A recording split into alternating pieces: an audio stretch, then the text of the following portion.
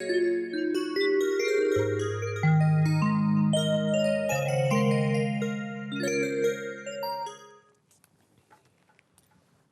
guys, welcome back. Still on top, your #1 family entertainment channel. Feels good to be back.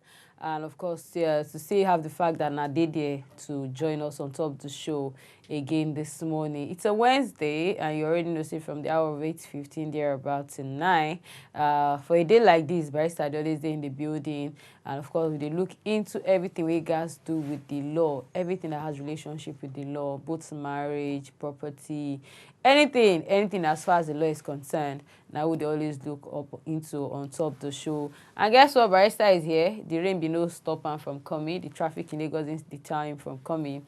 And definitely from what I can see, we are going to continue from where we stopped last week, right? Yes. And I just told Barrister, I said I want us to go back into rape. I need us to look into rape because first off, outside the fact that it's a trending topic now, I think in as much as there has been no particular law on rape, I don't know, Barrister, am I wrong? Is there any law on There's rape? law on rape.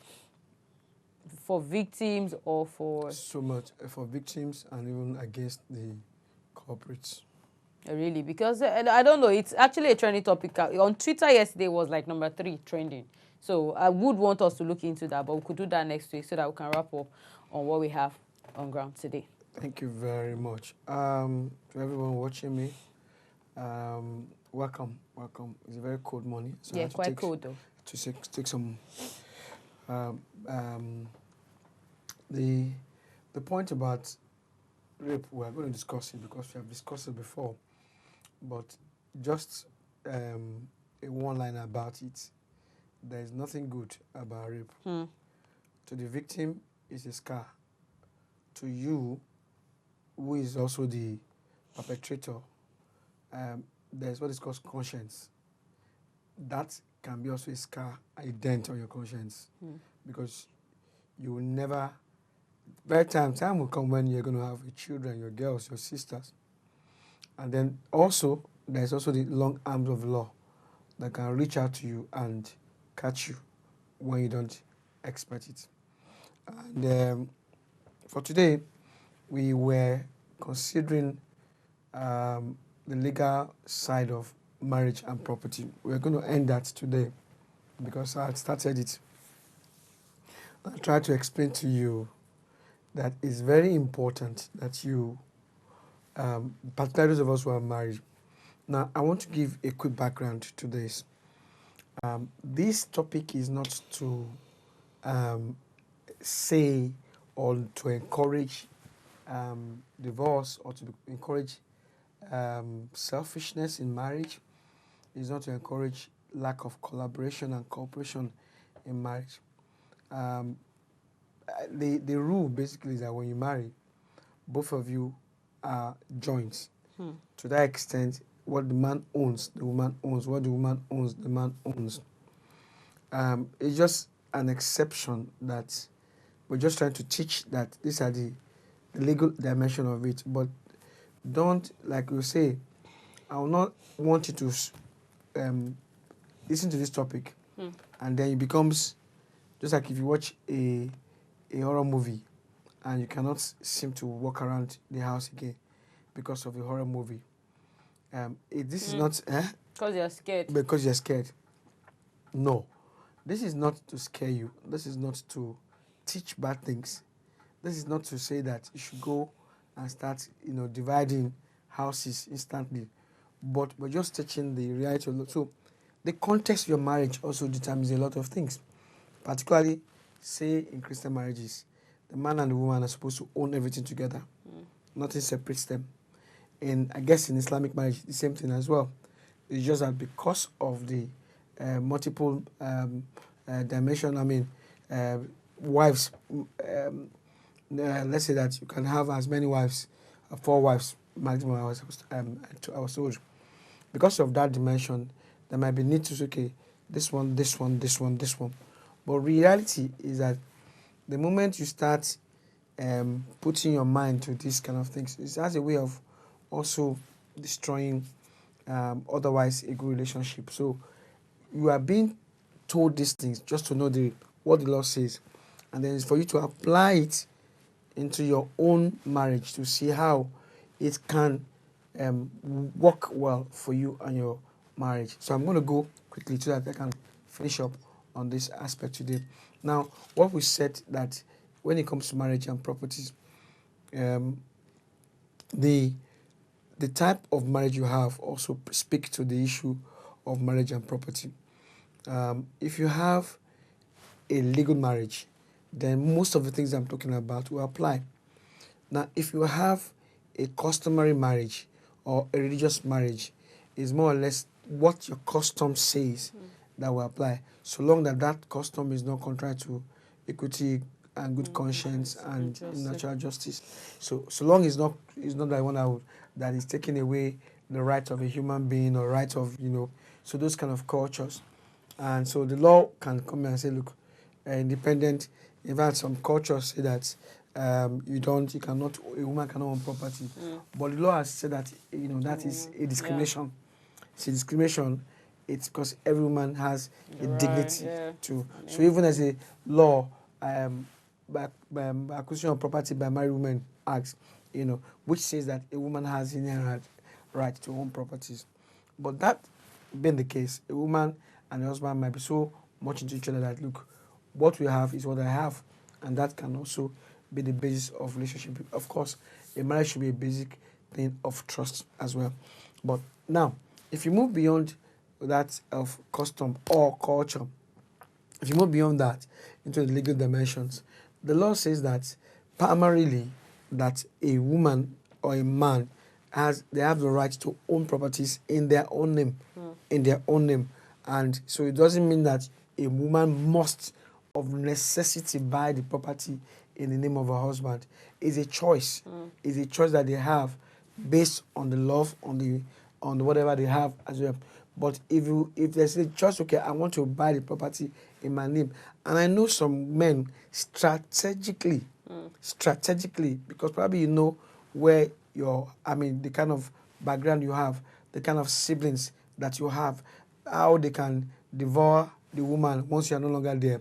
Strategically, some men will say that buy the property in your name, so that and some women and some men will say, okay, as far as even if the woman takes away the property, so long as my children are with her and they're taking care of her, taking care of them, then I don't have anything I'm losing for that. So strategically, some men can say buy, because if you buy always alone in your name, it's possible because of this intrusion of culture and some very greedy siblings or relatives can emasculate or push your wife out.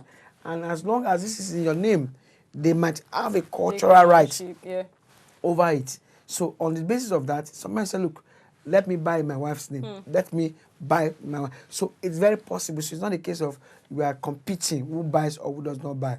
So on the basis of that, or they can buy together as a couple. They can buy together as a couple, but like I was saying, that when you are buying together as a couple, buy in your respective names. And I need to warn, because I was sharing with my mother and my wife the other day about this issue, because there's a gentleman that had I saw the obituary once in the newspaper. He had two wives, one in Ghana and one in Germany, but he's a Nigerian. So and both wives are Josephine's. So it was Josephine Adeleke, Ghana, Josephine Adeleke, Germany. So it's not enough to say Josephine Adeleke and Josephine, Mr. and Mrs. Josephine, Mr. Dele and Mrs. Josephine. So when it comes to the woman, you must let's give the full gamut of your name. Okay. So Josephine Adelayo, Adeleke, so that it can be different. It can be different. And recently I also know of a incident that's happened that a man died and passed on, but when he passed on, they called his wife to come and sign the papers of the next of kin papers, and that was when the wife said, actually that is not me. The name you see there is not my, because why? probably out of sentiment, the name of the wife that he had the wife before. And the wife passed on. So that was the name they used. So the new wife also bears that first name. Okay. So the new wife also bears that first name of that deceased wife.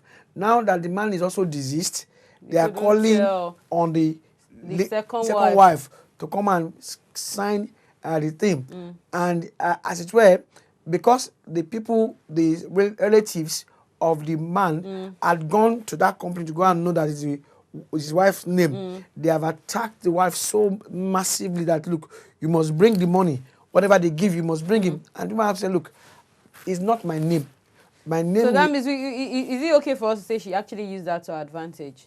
Of course, to save her life. Because in that circumstance, the wife, the people of the man, they were on her neck because they know that it was a name. So you have to say that, look, my husband told me that he did this before he died, but that is not me, but he was going to try and change it. That marriage was just about 1.5 years.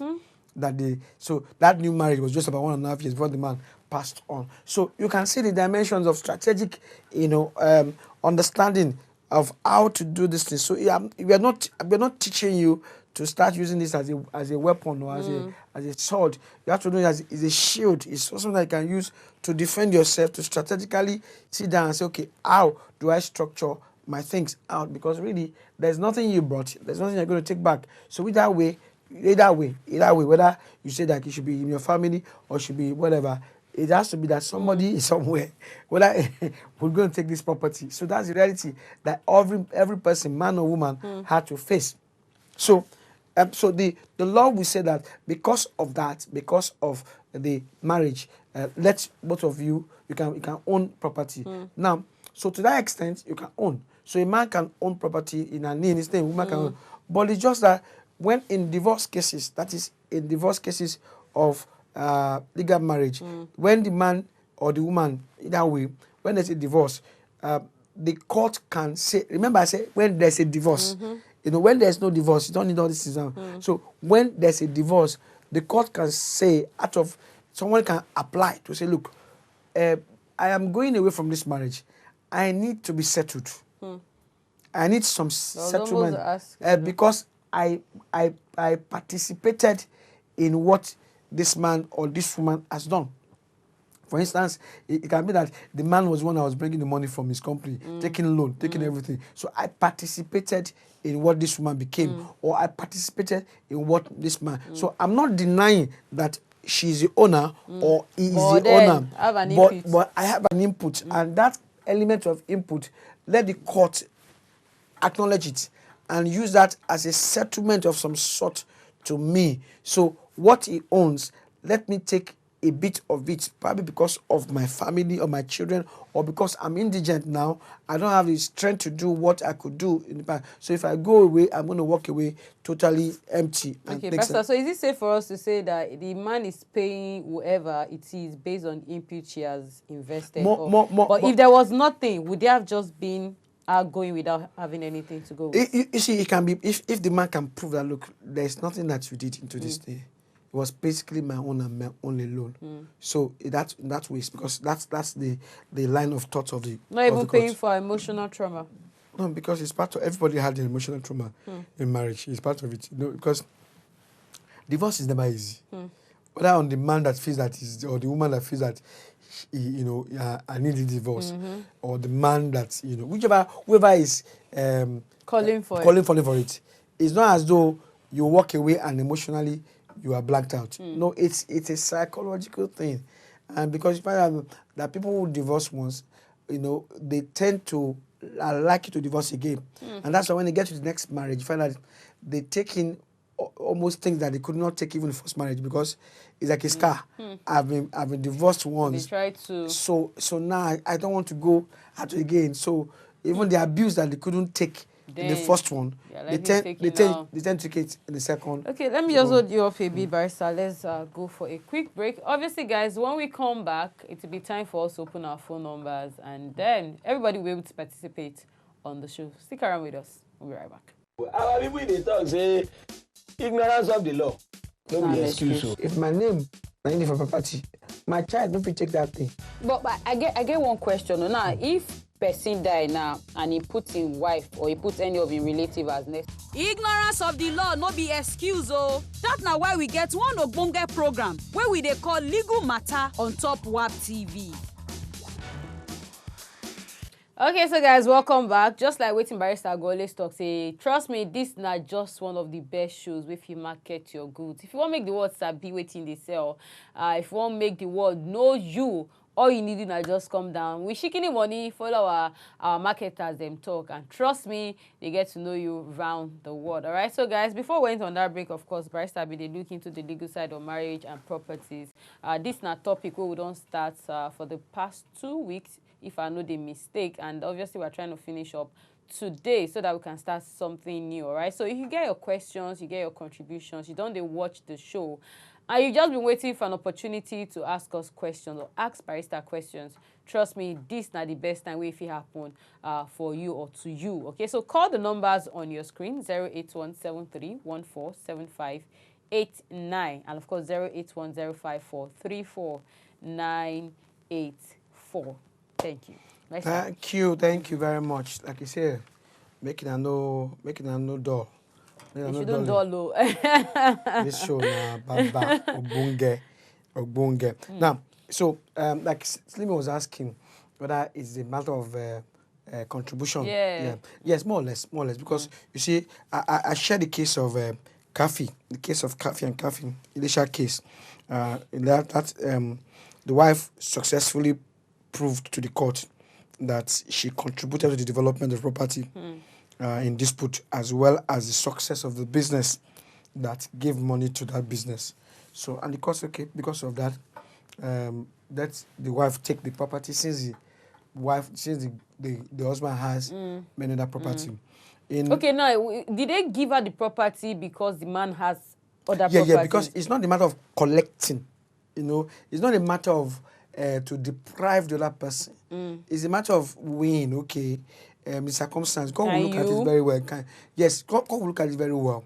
When marriage happens, when divorce happens, God will look at a lot of things. Okay, if you say you have contributed, should show us that contribution to that extent, so that we can, on the basis of that, say, okay, if you a part of you is inside that place, because in that case, the woman could not prove, but the court says, okay, the man should allow the woman to be in the house for the rest of her life and the children, but it's not, the property is not for as long as she stays unmarried.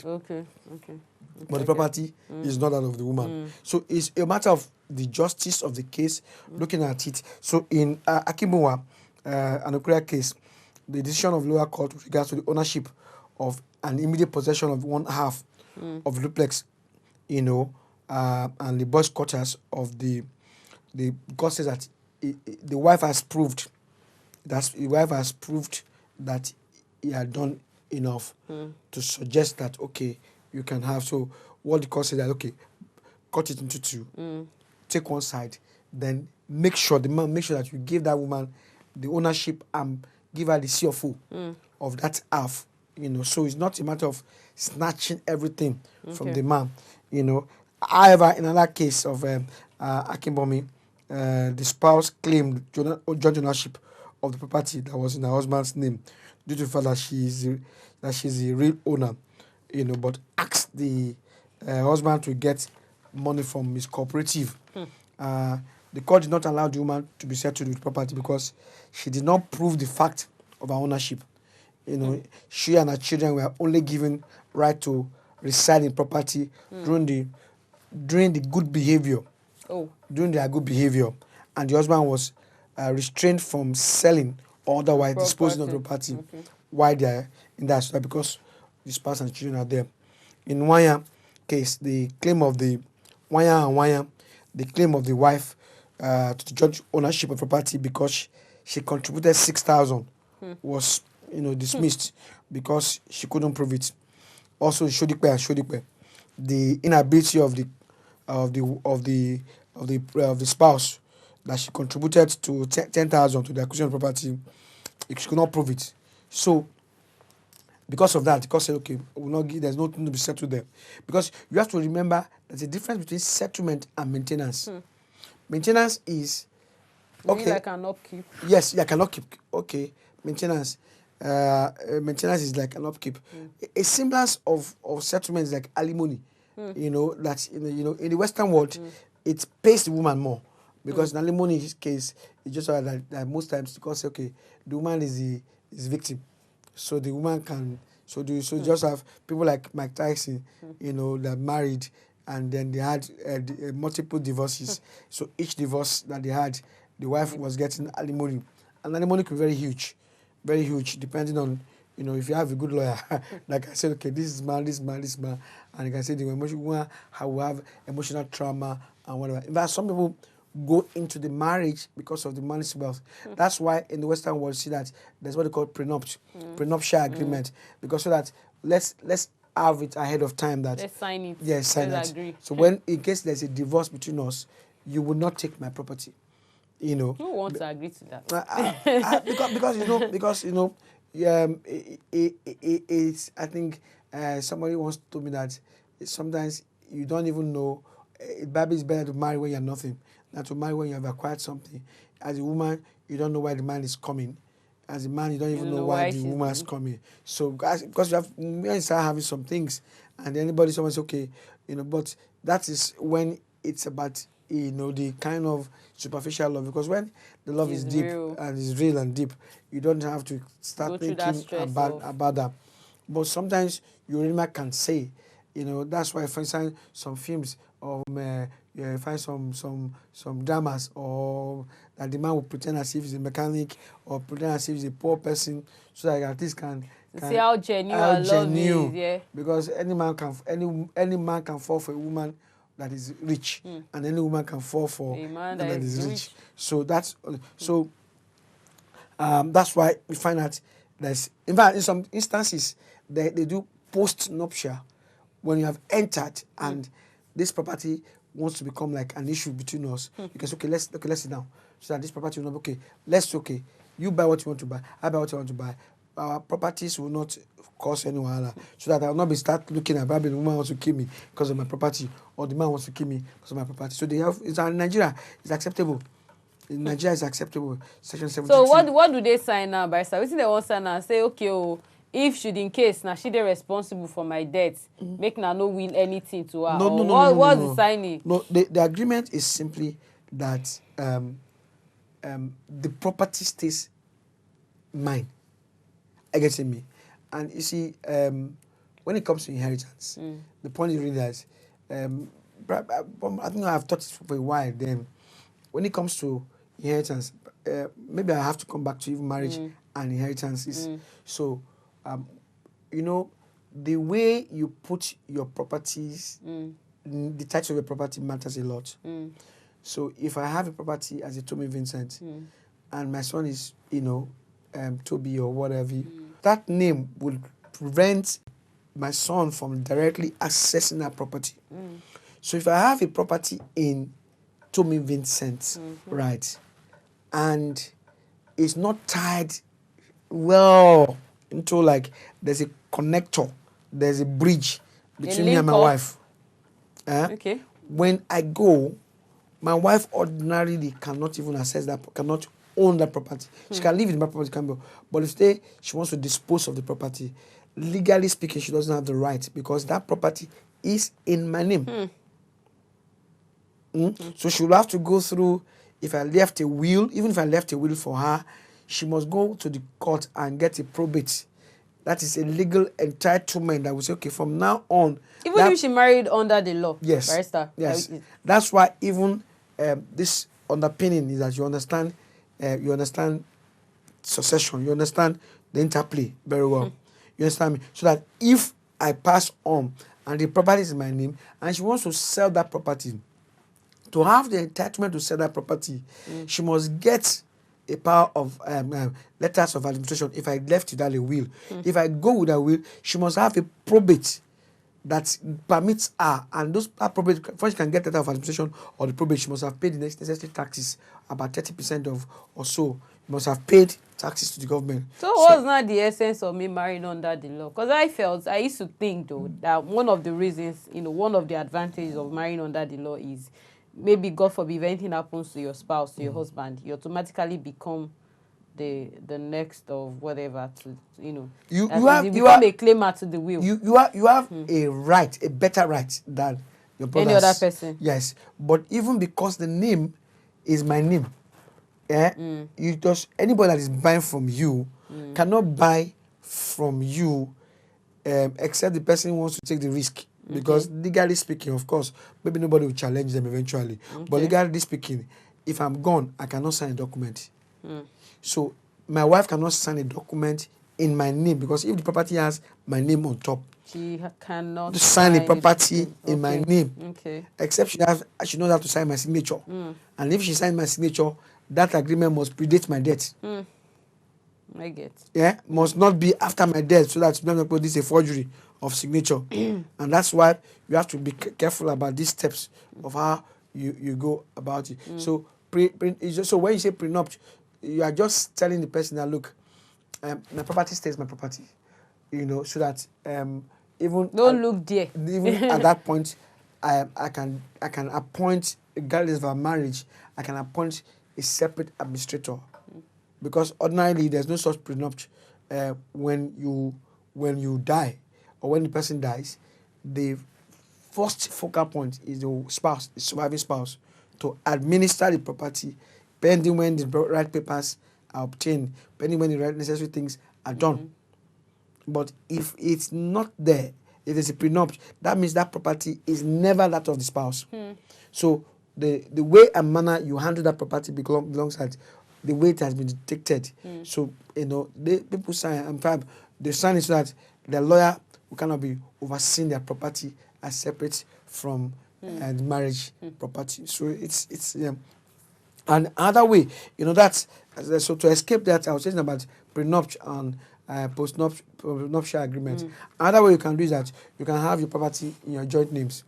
So I've said that before. Which you explained last week. Yes, you can have in your joint names. So when you have it in your joint names, then it becomes easy to say, okay, this is our property. Of course, and you can do a way to that everybody can say, okay, this is to the extent to which I own this property, to the extent to which I use property. But you can even have a deed of partition, but it's a joint name. So you can have two of us have a property. And I've seen it before. Husband and have a plot and they divided it, but it's still their name. But it's just that in case of anything, this side is mine. So it's also possible they can have a joint name. And then another way, which I've said earlier, is that you can have property in the name of your spouse strategically. And I've said that is another way that depending on how much of trust, because there was a man, I heard of a story of a man that because he was very affluent, and then the secretary entered a deal with some swindlers, 419, and they started, lured the man. The man had a relationship and affair with the secretary, and they kept feeding him with drugs and things like that, so that he can lose his senses. And because they wanted him to sign off those properties, and it was all that he could do. But the only saving grace was that, the property that he thought that he owned, for some reason, the man had always put this property in the name of his wife.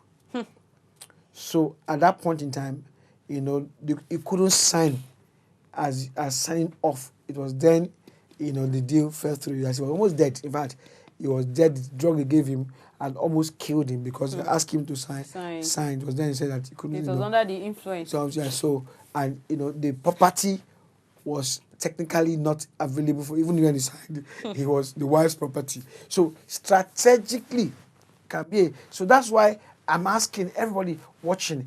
It's not that a lose-win. A lose-win. You have to look at all the things that you want to relax and scream. And then sometimes some people say, let's put the property in our children's name. In our children's name, so that at least, since all these things about who am I living for? After all, it's supposed to be for the kids. For the kids. So they put it, Joy, We have a Joy here. Oh, really? Joy.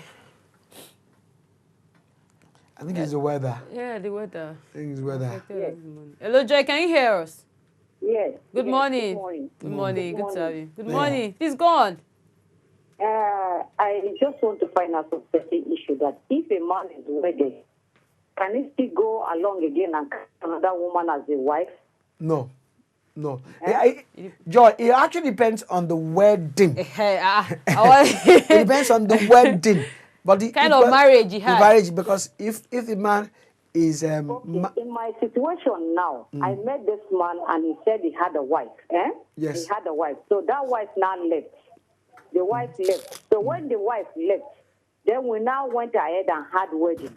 So after wedding now, after 2 years, that woman now came back again to say she's still the wife. what kind of wedding did you have, Joy? It's white wedding. White, as in just went after you went to church. Yes, we went to church and the wedding was registered in the court. You went to the registry too? Yes. So when you were doing the registry, what did he say was his status? Because you have free that one. Did he say he was single or divorced? No, as at then we were already staying together. No, I mean what I'm trying to say is that the form you filled at the registry, you have to say your status. They feel single. They put single. Yes, That means that marriage, your marriage to him, sorry to say, is null, because that means he entered the marriage with you by reason of falsehood. By reason of falsehood. So technically, both of you, because the way it is that you cannot have a second marriage if there is earlier subsisting marriage, whether it is a customary or whether it is even a legal marriage. So even if you're married to a different woman under the custom, you must go and divorce that woman. Because now this woman is coming now to claim that she is first wife. Yes, she is, ma. It's like I've probably been hard, but she is, because in law, I mean, your husband says he's single. And because of that single word, it means that there was a falsehood. So technically speaking, the marriage that you have is even a nullity. Technically speaking. Because, and it's a difference between when it's a nullity and when it's a voidable marriage. So actually the wife that... What should I do?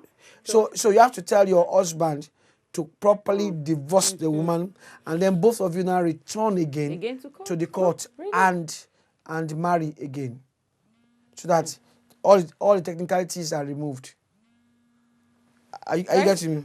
First, is it not possible for the man to just do the needful? Maybe he married under tradition. Yeah. Except you want to marry, except he wants to marry you probably as a second wife under the custom. But really, under the law, there is no... So he has to go and divorce him properly, return. Of course, maybe your husband does not want marriage at all again, obviously. So he has to go back and do the needful in customary sense, and then go back, because, if he doesn't do that, because the way it is that the divorce will be coming after your own marriage speaking. So so the divorce is actually supposed to come before marriage. So technically speaking, you have to go back and let him divorce the woman properly, and then when you are divorced woman, then both of you who are so what would they tell the court? What would they tell the court? Like, when court? They get there, like what? Any registry should understand what is happening now. They will quickly know what is happening, because it's the best thing for them to do before it is too late. Otherwise, technically speaking, there's no marriage, as it were. And that's all the things that people that are listening to me have to note, because in marriage you have to understand that the sentiments, and like I told, the legal side of emotion, the sentiments of these things have to be put aside when you're talking about the reality of the law, the reality of the law. So really, ma'am, Joy, quickly, just you and your husband decide that you don't want this woman again. to stop because she has a claim now. Barrister, please, because now I'm actually feeling for her because first off, you're doing your job. You need to be as blunt as you can. Now, is it possible for us to have our customary marriage registered so that in cases like this, it's not because if she had known, I'm sure she would have told him to do the needful even before they did their No, wedding. because the point is that I think what's happened is that they did not. They don't blame Joy and her husband, but it's just that the reality is that many people, out of ignorance, do what they but like always say that ignorance of the law is not an excuse. So okay, let's go and say we're single because this woman has gone and gone. So it's not as if they tend to. But you see, just like a man and a woman who because I've been denied the visa once just because my name. I have a Tomilola as my name, but it's Oluwatomilola. But Tomilola, when I go to the embassy, Just Tomilola. yeah, just said that it's not the same name. So technically speaking, they were right. Because if you have another name, so these are all things that you are derivatives. So Okay, now let's take Timothy from Lagos. Hello, Timothy. Good morning. Hello, good morning. Good morning, sir. Please go on.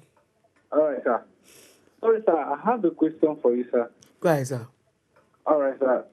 Is it advisable, if I want to own the property now, is it advisable I do it in the name of my wife, so that at least when I'm gone, the family will not be, if you know the kind of family they are coming from, that the family will not come back and then take the property from the... Yes, some men, Timothy, some men do that because they understand their family very well, so that they make sure that the woman is the owner of the property. I mean, it's not something that I say is not advisable.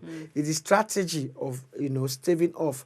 Of course, some men are afraid of that because if I do this, the woman will have the power over me and things like that. So it's all a matter of you look at your situation clearly and then probably get a lawyer to help you look at it. Okay, how do I structure this? Sometimes they deliberately just you can even have a foundation. If you're young, you can have a foundation, which is like a living trust for you and your family, whereby everybody, you and your wife and the children are part of that trust. So your wife can be the controller of that trust when you are gone, without anything to buy to start feeling that probably she can take the property. So that even when both of you are together, the property is actually in the living trust name, and then two of you are enjoying. When anyone that passes on, even when two of you are gone, the children still have the living trust to still be using it. Some people use it as a company. They use company, just established company, and the property they are buying in the name of the company. So even though it's a bit more expensive to do the perfection when it's the name of the company because you have to pay a little more extra,